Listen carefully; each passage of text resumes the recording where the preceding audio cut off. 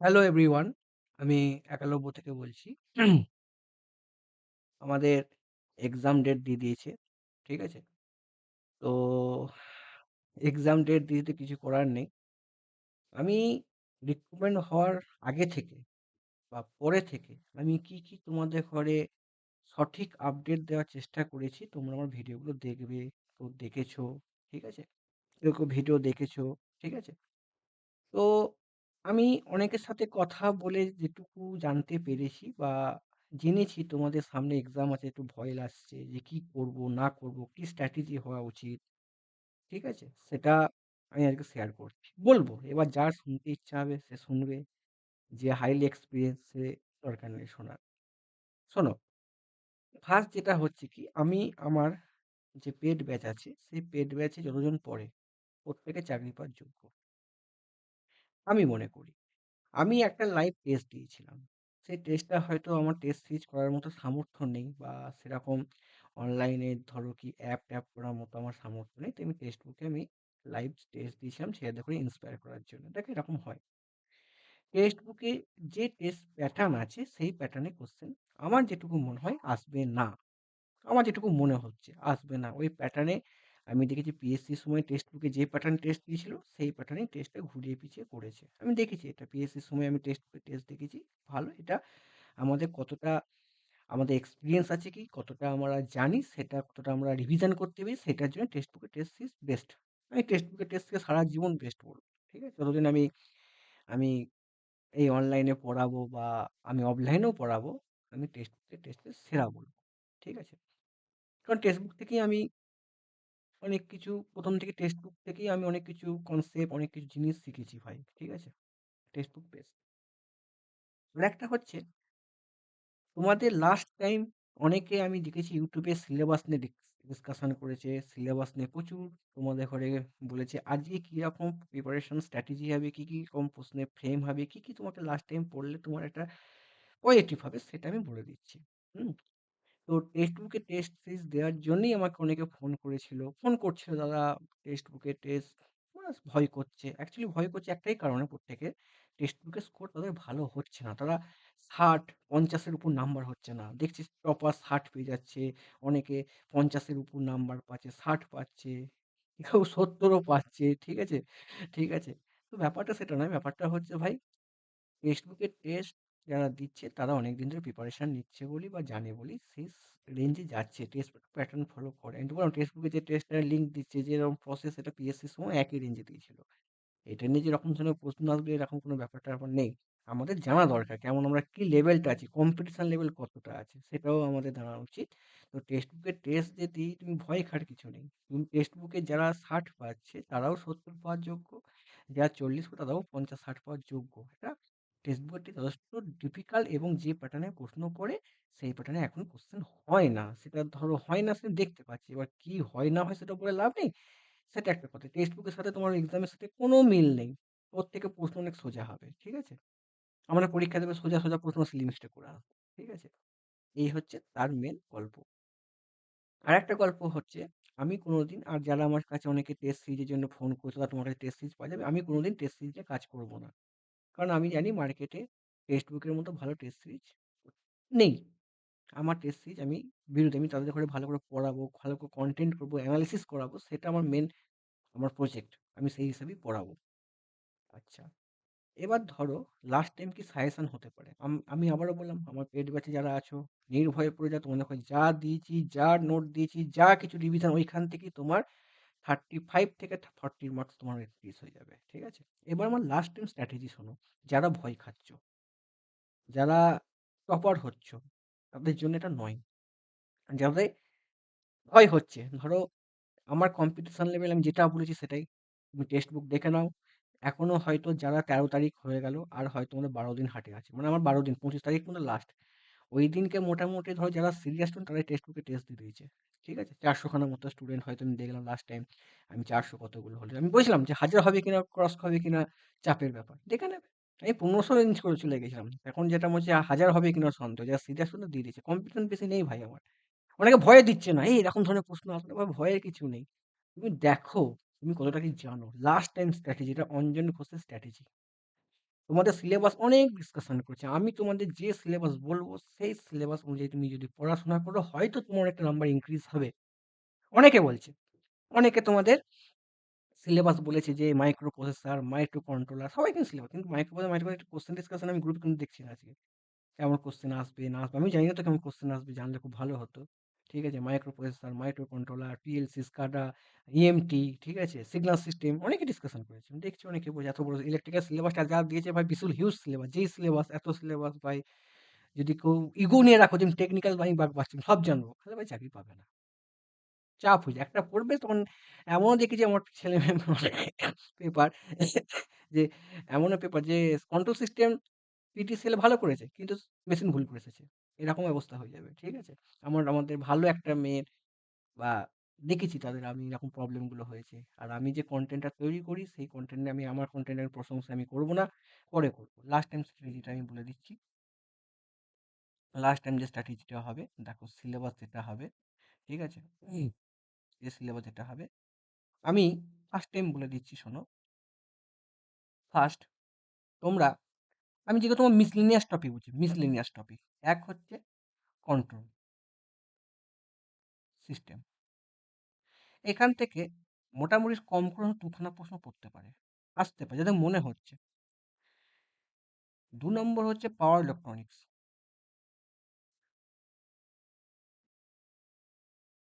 ভাই 2 থেকে 3খানা প্রশ্ন আসতে পারে, আমি 3 ধরলাম, প্রত্যেকে 2 বা 3।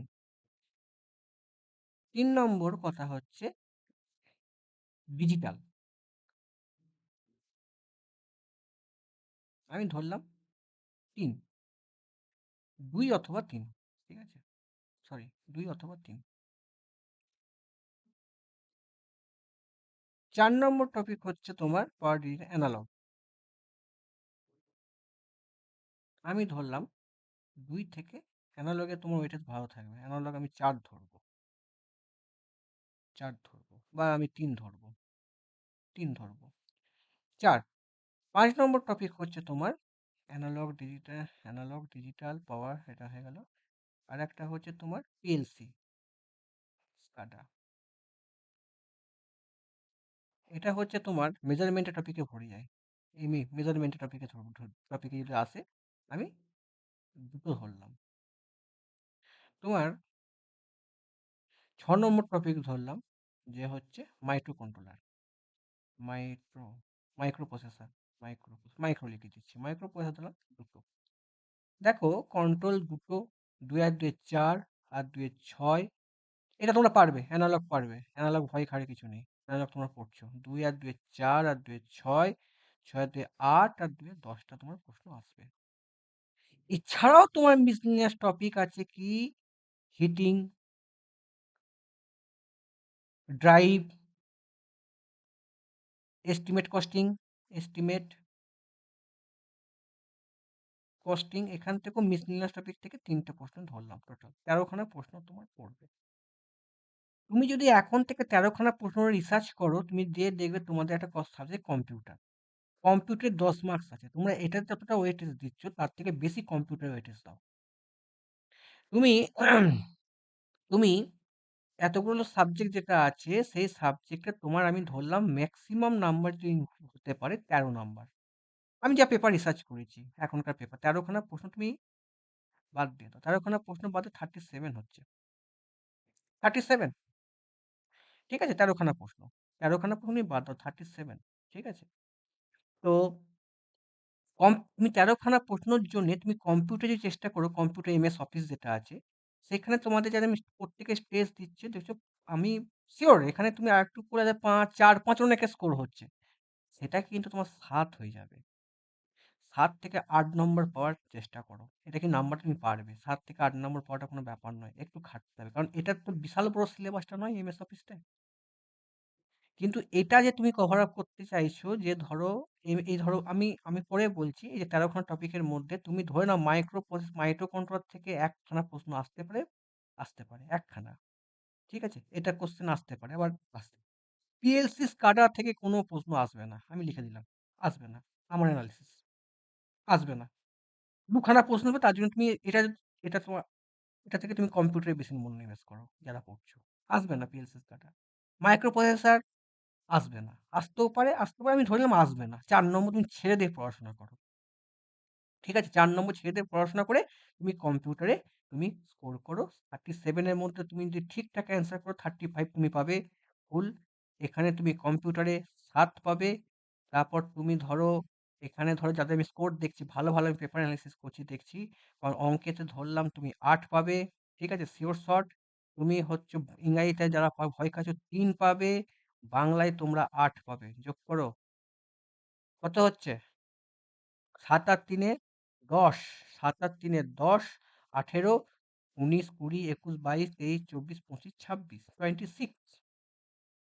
তাহলে ৩৫ আর ২৬, ৬ আর ৫ এ ১১, হাতে থাকে ১। ঠিক আছে? হাতে থাকে ১, দূরে গিয়ে ৩, 61% নাম্বার এসে যাচ্ছে। Huge number. It is huge number. তোমরা 61 টার্গেট করে চলো না। তোমরা ৫৫ থেকে যারা ভয় খাচ্ছ, তোমরা মনে কনফিডেন্স আনো। তোমরা ৫৫ থেকে দাদা যদি প্রশ্ন একটা স্ট্যান্ডার্ড পেপার হয় 61 তোমার ধরে চলতে হবে। এটা মানে সোজা হলে। প্রশ্ন যদি খুব সোজা মানে শক্ত হয় ৫৫ থেকে তুমি ৬০-এর মধ্যে সঠিক অ্যান্সার করার চেষ্টা করবে। মডারেট পেপার হলে তুমি সেই লেভেলের প্রিপারেশন তুমি নাও। তোমার মনে হয় এরকমভাবে পড়লে কিন্তু ভালো। আমি খুব কম করে স্কোর ধরলাম। ৭ আর ৩ এ ১০, ১৮, ১৮ আর ২ ২৪, ২৬। ঠিক আছে? দারুণ নাম্বার। তুমি টেকনিক্যালে যারা ঠিকঠাক পড়েছো, যে যেখান থেকে পড়ো, তুমি সিলি মিস্টেক করো না কোর সাবজেক্টে। তুমি যদি ধরো এই মাইক্রো প্রসেসর, ধরো মাইক্রো কন্ট্রোলার, হুম, ধরো ধরো মাইক্রো প্রসেসর, তারপর হচ্ছে পিএলসি কাটায় তুমি অনেক পুস্তক পরীক্ষাও নাও আসতে পারে। ৪ নম্বর। আর ৪ নম্বর কভার আপ করতে গিয়ে তোমার কিন্তু ওইখানে দেবে ১০টা নম্বর আছে, ওখানে ১০-এ তুমি ইনক্রিজ করতে পারবে। তোমাদের যাদের টেক্সট বুক একটুখানি পড়লে কিন্তু এটা হবে। এটা কিন্তু খুব একটা ডিফিকাল্ট টপিক নয়। এমএস অফিসটা আমরা পারবো খাটলে। এটা জোর দাও। ঠিক আছে? এটা আমার স্ট্র্যাটেজি। ঠিক আছে? অনেক আমি পিএলসি স্কাডা অ্যাকচুয়ালি আমার পেপার আমার যেটা মনে হয় আসবে না। এবার ধরো যারা নিজে যদি রিস্ক নিতে চাও পড়ো। কম্পিউটার পড়ো না, ইগো রাখো যে আমি কম্পিউটারে আমি টেকনিক্যালি আমি সব পারবো। টেকনিক্যালি তুমি সব পারবে না। টেকনিক্যালে তোমরা অ্যানালগও পারবে। ঠিক আছে? ঠিক আছে? অ্যানালগও পারবে, সব পারবে। তোমাদের প্রশ্ন টেক্সট বুকে তো অনেক ইজি প্রশ্ন হবে। নেটওয়ার্ক থিওরি অঙ্ক দেবেই না, যা দিচ্ছে নেটওয়ার্ক থিওরি ওয়েটেজ যা দিচ্ছে ওরকম অঙ্ক দেবেই না। ওগুলো অ্যাকচুয়ালি যেই পেপারে ওরকম ধরনের পেপারে আসে না, এই পেপারেও আসে না। ঠিক আছে? তো তোমরা সঠিকভাবে পড়ে যাও, স্ট্র্যাটেজি করে পড়ে যাও। লাস্ট ১৫ দিন কম্পিউটার, ঠিক আছে? কম্পিউটার পড়ো। তারপর তোমরা বাংলা, ইংলিশ এগুলোতে ২৬-২৭ পার করো। যারা টেকনিক্যাল স্ট্রং, তারা টেকনিক্যালটা তুমি ইগো রেখো না যে আমি ৪০-৪৫ পাবো, পাবে না। ইগো রাখো না, তোমাকে স্মার্ট ওয়েতে পড়তে হবে। নন টেকনিক্যালটা একটু কম খাও। টেকনিক্যালে তোমাদের ৩৫ পেলেই এনাফ। ঠিক আছে? ৩৫ পেলে এনাফ। যারা নন টেকনিক্যালে উইক, যারা সরি যারা টেকনিক্যালে ভয় খাচ্ছ, তারা ভাই ২৫ তোলো। তারা ২৫ তোলো। ২৫ তোলো, তাও তুমি সেভ। তুমি টেকনিক্যালে ২৫ তোলো, ২০ তে পাস। 25 তোলো। আর এখানে তুমি ২৬ তোলো। ৫ আর ৬, ১১ থেকে ১, হাতে থাকে ১, ৫১ হচ্ছে পেপার শক্ত হলে, হার্ড পেপার হলে এটা তোলার চেষ্টা করে এগোও। তুমি ২৫ পারবে। ২০ তোমাকে ২০ থেকে ২৫ মার্কস তুমি পারবে। ঠিক আছে? ৫০ এর মধ্যে ২৫ তোলার চেষ্টা করো। যারা টেকনিক্যালি তারা একটু ভয় খাচ্ছ। আর ২৬-২৭ তুমি নন টেকনিক্যাল স্কোর করার চেষ্টা করো। চাকরি একটা সিলেকশন হওয়ার চান্স তোমার থাকবে। কম্পিটেন্স বেশি নেই। এবার ধরো যারা চাকরি করছে তারা যদি এসে পরীক্ষা দেয়, তাদের প্রিপারেশন লেভেল তারা কেমন জানে, কতটা ভুলে গেছে, এক্সপেরিমেন্ট করার জন্য, তাহলে কাট অফ আপ ডাউন হবে। আমি যা বলছি বেশি কাট অফ যাবে না, কারণ নেগেটিভ মার্কিং আছে। এটা অলরেডি ডিপ্লোমা, বিটেক নেই। মানে যারা গেট ধরো, একটা আমাদের প্রবলেম কি, যারা বিটেক করে ডাইরেক্ট তারা একবার জীবনে গেট এক্সাম দেয়। যতই ভাবে গেট দেয়, একটা গেট বা এসি এক্সাম বসে একবার, সে বুঝে যায় যে আমাদের সিলেবাস, পুরো সিলেবাসটা সম্পর্কে অনেক কিছু আমাদের জানা থাকে। যেমন আমি এবারে যেমন দেখলাম যে এবারে এসএসসি পেপারে, ঠিক আছে, এসএসসি পেপারে যে পেপার আমি অ্যানালাইসিস করে দিয়েছি, আমার কন্টেন্ট থেকে মোটামুটি ধরুন অনেক প্রশ্ন এসেছে, ঠিক আছে, কিন্তু একটা টপিক দিয়ে দিচ্ছে ভাই নিউমেরিক্যাল, সেই নিউমেরিক্যাল গুলো কমিউনিকেশন ইঞ্জিনিয়ারিং টাইপের নিউমেরিক্যাল দিচ্ছে। এটা তো ভাই একটা ডিপ্লোমা ছেলে এতটা কভার আপ করা সম্ভব নয়। তাকে নন টেকনিক্যাল কভার আপ করতে হবে। কিন্তু যারা ইউএসসি, টিএসসি প্রিপারেশন নেয় বা গেট দেয় তারা তো কেউ জানে ব্যাপারগুলো না, হ্যাঁ কি না? আমাদের মেইন প্রবলেম হচ্ছে আমরা ভাবি ইঞ্জিনিয়ারিং পড়েছি আমাদের ইগো থাকে। আমি সব জানবো ইঞ্জিনিয়ারিং নো! সব জানতে গিয়ে চাকরি পাওয়া সত্যিই খুব দুষ্কর। কারণ আমাদেরও মনের মধ্যে ইগো ছিল এটা যে আমি টেকনিক্যালি আমি ৫০ এ ৫০ পাবো না। ৫০ এ ৫০ পাওয়া ডিফিকাল্ট ব্যাপার। ঠিক আছে? কারণ তুমি পারবে না। কারণ তোমাকে এস্টিমেট কস্টিং এমন তোমাকে তুমি জানো না। তোমাকে এমন একটা ধরো আ আইই রুল তুমি পারবে না। ঠিক আছে? এটা চাপের ব্যাপার। তুমি নেগেটিভ হয়ে যাবে। কিন্তু তুমি ওইখানে সিওর নাম্বারটা তোলো। হ্যাঁ, তুমি একটা পেপার আমি যখন পেপার এনালাইসিস করি, একটা শক্ত প্রশ্ন যার জানা আছে সে করতে পারবে।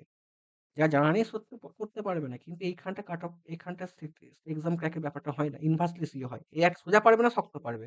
একটা সোজা শক্ত পারবে, সোজা পারবে না। ইনভার্সলি কিন্তু ওইখানটার পেপার হয় না। কমন মিস্টেক, সিলি মিস্টেক এই জায়গাটা তোমরা এভয়েড করো।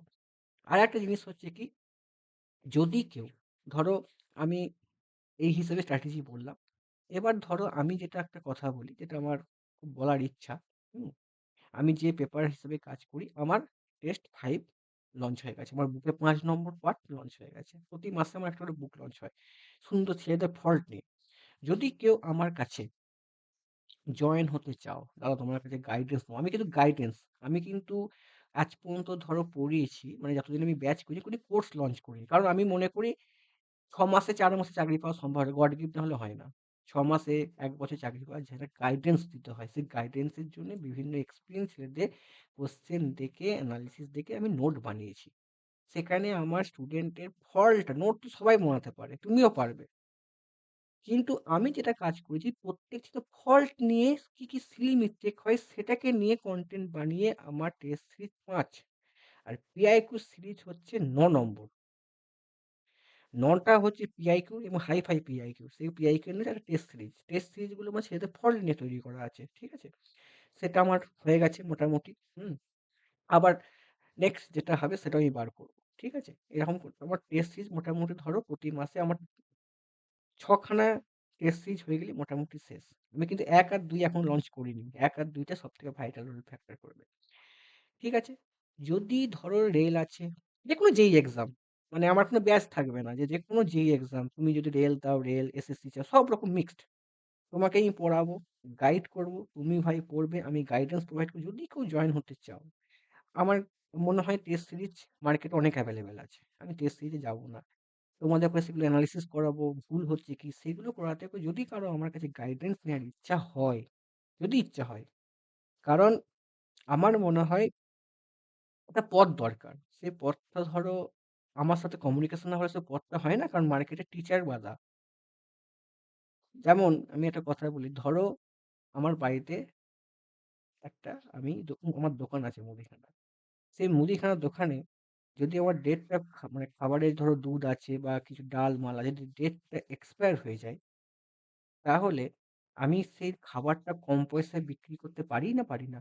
যেই করাটা ইল্লিগাল, তেমনি আমরা যে ধরো আমি এখন যখন দেখছি যে কোর্সটা আমি লঞ্চ করছি, সেই কোর্সটা যদি ধরো হয়ে গেল, আমি রেঞ্জ লাগলাম ৳৫,০০০ বা ৳১৫,০০০।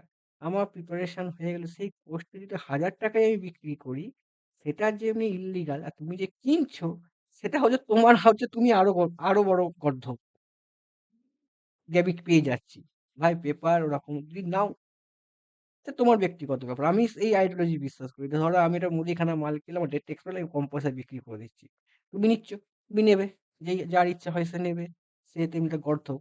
তেমনি আমি তোমাদের ঘরে একসময় কি করলাম, আমার এটা পড়ানো হয়ে গেল ৬ মাস ১ বছর পড়ানো হয়ে গেল। আমি এই কোর্সটাকে আমি ৳১,০০০ বা ৳৯০০ বিক্রি করে দিচ্ছি। যে কিনবে সে হচ্ছে একটা গর্ধপ। কারণ কনটেন্ট প্রতি বছরই কোয়েশ্চেন প্যাটার্ন চেঞ্জ হয়ে যায়। ঠিক আছে? আমি যে পেপার বানাচ্ছি, এই যে টেস্ট সিরিজ ৫, ৬ যে বানাচ্ছি, এটা অনেক এনালাইসিস করে বানানো আছে। এটা একমাত্র আমি ছাড়া কেউ পারবে না। ঠিক আছে? এআই ও পারবে না। ঠিক আছে? কারণ আমার এক্সপেরিয়েন্স আছে। কমন মিস্টেক এআই ও ধরতে পারে। কিন্তু ছেলেরা কি ভুল করতে সেটা আমার ১২ বছরের এক্সপেরিয়েন্স। ঠিক আছে? এটা আমি পারবো। আমার মনে হচ্ছে এক্সাম ক্র্যাক করা কোনো ব্যাপার নয়। সঠিক গাইডেন্স নিলে। কারণ আমাদের ঘরে ১ম এই এমনভাবে বলে দেয় যে সাবজেক্টটা খুব বিশাল শক্ত সাবজেক্ট। এমনভাবে ভয় ধরিয়ে দেয়। এটা টিচারদের দোষ। আমিও দেখেছি। আমিও একসময় তো ভুক্তভোগী ভাই, হ্যাঁ কি না? কিন্তু আমি যখন পড়াচ্ছি ব্যাপারগুলো তার মনের মধ্যে কনফিডেন্স তৈরি করার দায়িত্ব আমার। পারবে। যেকোনো এসএসসি, যেই আরআরবি যেকোনো একদম ক্র্যাক করা সোজা। কারণ পরীক্ষার হলে যেন নতুন প্রশ্নের ঘাবড়ে যায়। আমরা আমরা আমরা পরীক্ষার হলে ক্র্যাক করতে আমরা প্রচুর এফোর্ট দিই। প্রচুর পড়ে। আমার কাছে এমনও ছেলে আছে প্রচুর পড়ে। কিন্তু এক্সামে সাকসেস করতে তার কম হচ্ছে। কারণ সে নতুন প্রশ্ন দিলে ঘাবড়ে যায়, মাথায় থিংকিং আসছে না। সেটা ওভারকাম করার দায়িত্ব হচ্ছে অঞ্জন ঘোষের। আমার দায়িত্ব। ঠিক আছে?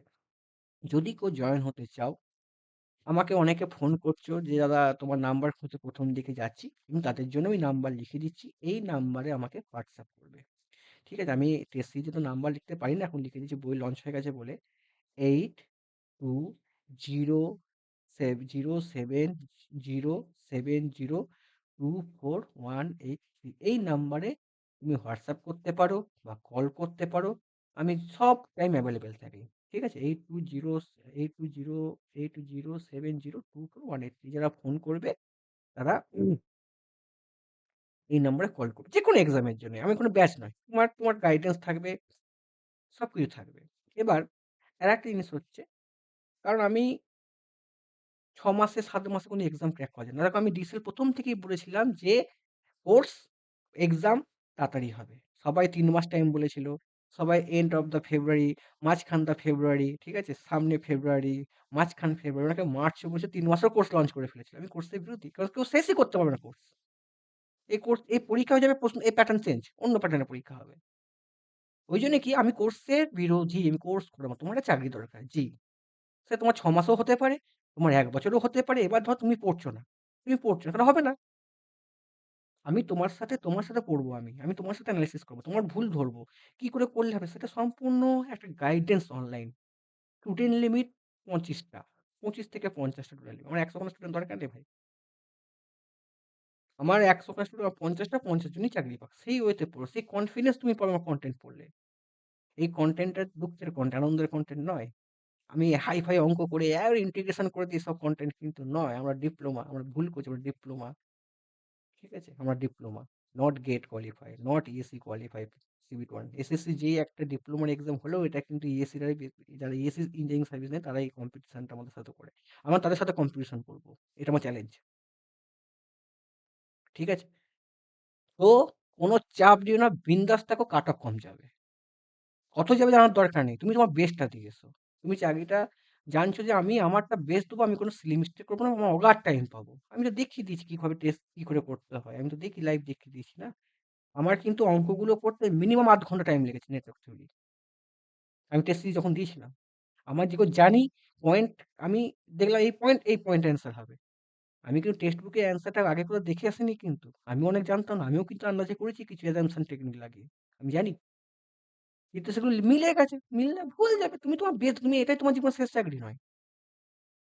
যারা বলছে এটা হচ্ছে বিজনেস। Education not business. কিন্তু এখন সেটা হয়ে যাচ্ছে। এই দেখো কোর্স শেষ হয়ে যাবে, তোমাকে কোর্স ৳৯০০ দিয়ে দেবে। তুমি কিনবে ৳৫০০ কোর্স কিনবে। ঠিক আছে? সেটা তোমার ব্যাপার। তুমি কি করবে তোমার ব্যক্তিগত ব্যাপার। কারণ আমাদের ওয়েস্ট বেঙ্গল ছেলেরা আমার থেকে বেশি ট্যালেন্টেড। ঠিক আছে?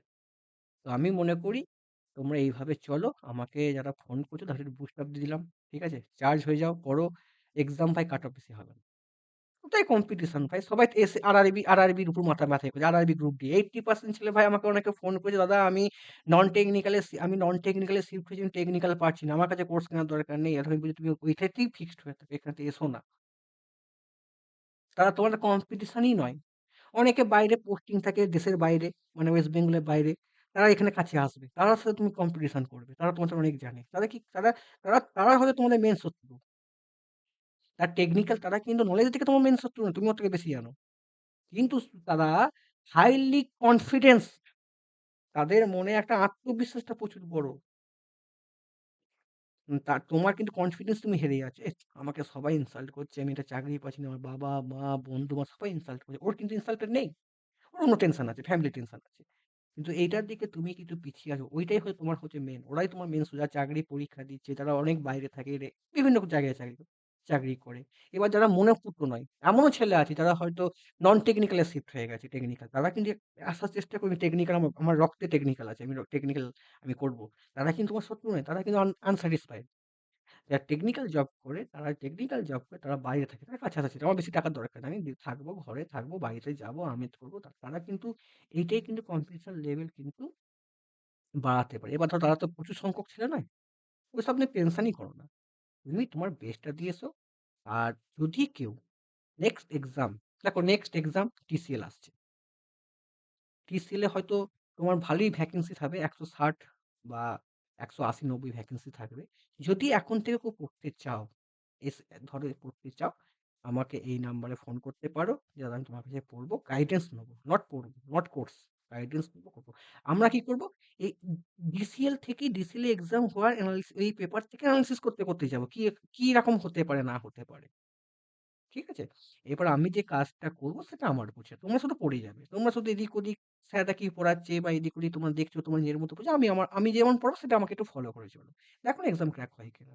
আমার এক্সপেরিয়েন্সটা নাও ভাই, আমি এক্সপেরিয়েন্স ভুং-চুং পড়াচ্ছি, সার্কিট কেটেছি, এই করছি, এটা আমার কাজ নয়। আমাকে তোমাকে তোমার এক্সামটা কেন সিলেকশন হচ্ছে না? সেই কারণটা তোমাকে ধরার জন্যে। সেই কারণটা আমি বলবো কি করে? যখন পড়াবো, কোয়েশ্চেন জিজ্ঞাসা করবো। তুমিও ভাই যারা নতুন ফ্রেশার্স, যারা ৩ বছর ভাই কলেজে পড়েছো, চোতা করে তো এখন পড়োনি, আমাদের সময় চোতা হতো। আমি একসময় চোতা করেই পাস করেছিলাম। ঠিক আছে? কিন্তু এখন তো চোতা অনেকে করেন। জিজ্ঞাসা করি তাদের করে গায়ে ফোন করি, "ভাই চোতা করে পাস করেছো?" বলল, "না স্যার চোতা করে করি, পড়ে পরীক্ষায়।" তোমার জ্ঞান তো আছে ভাই, তুমি জানো একটু। সেটাকে মডিফিকেশন করতে হবে। সেই ইউটিউব স্যাররাও ভালো পড়ে আমার থেকে। সেটা হোক, কিন্তু আমি তোমাদের করে এক্সামে কি ফল্ট হচ্ছে, কি না হচ্ছে সেটা দেখেই পড়াবো। যদি কেউ ইন্টারেস্ট হতে চাও, আসতে পারো। আমার এই হচ্ছে ব্যাপার, এই নাম্বারে ফোন করতে পারো। কারণ অনেকে করছো। এইজন্য আমি করলাম। এটা কারণ মার্কেটিং। অনেকে ফোন করে, "দাদা তোমাকে এই সামনে ডিসিএল, আমি কি করব?" ডিসিএল এর জন্য আমি পড়াবো না ভাই। সামনে এক্সাম আছে। ভালো করে দাও। তুমি যেটুকু এনাফ। বেটার। আমরা নেক্সট এক্সামের জন্য টার্গেট করে করবো। যেকোনো যেই এক্সাম। তুমি যে ডিসিএল পরীক্ষা দিলে আরআরবি দেবে না? সে এসএসসি দেবে না? আমরা সব এক্সাম ফলো করি। এটার জন্য আলাদা কোর্স, এটার জন্য আলাদা কোর্স নয়।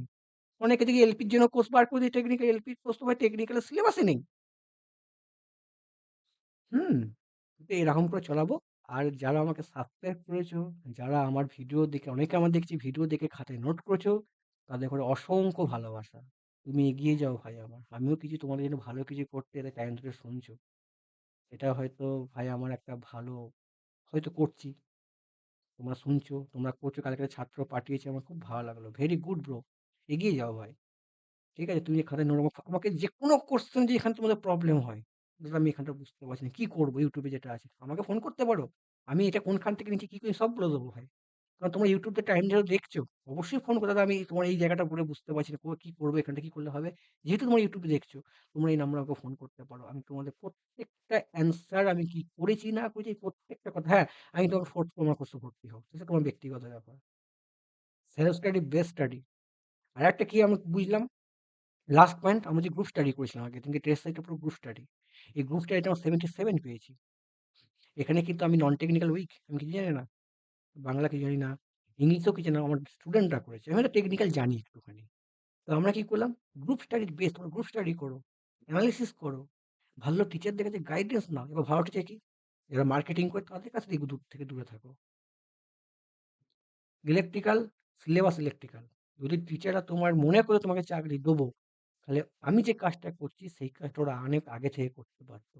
মনে করে এক্সাম ক্র্যাক করা, ওদের পক্ষে, ওদের যা এক্সপিরিয়েন্স, আমার থেকে অনেক এক্সপিরিয়েন্স, ওরা মনে করলে পারতো।